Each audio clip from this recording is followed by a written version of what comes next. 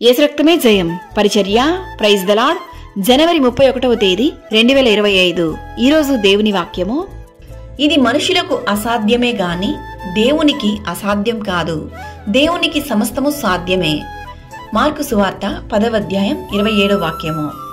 ఈ వాక్యం వింటున్న ప్రియ విశ్వాసులారా, సర్వ సృష్టికర్త అయిన మన దేవునికి సమస్తము సాధ్యమే. దేవుడు నీ జీవితంలో నీవు ఎదుర్కొను అసాధ్యమైన కార్యములను ఆయన నీ పక్షమున ఉండి సాధ్యముగాను ఆశీర్వాదముగాను మార్చును. కావున ప్రార్థించుము. ప్రార్థనను నిర్లక్ష్యము చేయకండి.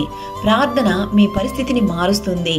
కొన్ని ప్రార్థనలకు జవాబు ఆలస్యమైనప్పుడు ఆ ఆలస్యం వెనుక దాగి ఉన్న ఆశీర్వాదం ఎంతో అద్భుతం, ఆశ్చర్యంగా ఉంటుంది. యెహోవా నా పక్షమున కార్యము సఫలము చేయును అని విశ్వాసంతో ప్రార్థించండి. అనారోగ్య సమస్యలు, సమాధానం లేకపోవుట, ఆర్థిక ఇబ్బందులు, వ్యాపారాలలో ఒడిదుడుకులు, సంఘాలలో ఏక హృదయం లేకపోవుట, చేతబడుల ప్రభావం, ఇలా మీ సమస్య ఏదైనప్పటికీ దేవుని సన్నిధిలో మొరపెట్టుము. నీ చుట్టూ ఉన్నవారు ఇది నీ వల్ల కాదు, ఈ కార్యాన్ని నీవు చేయలేవు అంటున్నప్పుడు నీవు పూర్తిగా యేసయ్య పైన ఆధారపడు. ఇది మనుషులకు అసాధ్యమే గాని దేవునికి అసాధ్యం కాదు, దేవునికి సమస్తము సాధ్యమే అను వాక్యాన్ని బట్టి ప్రభువు సన్నిధిలో ప్రార్థించము.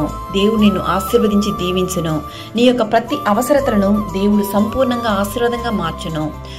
ప్రభు అయిన యేసుక్రీస్తు కృప మనందరికీ తోడయుండును గాక. ఆమేన్. God bless you.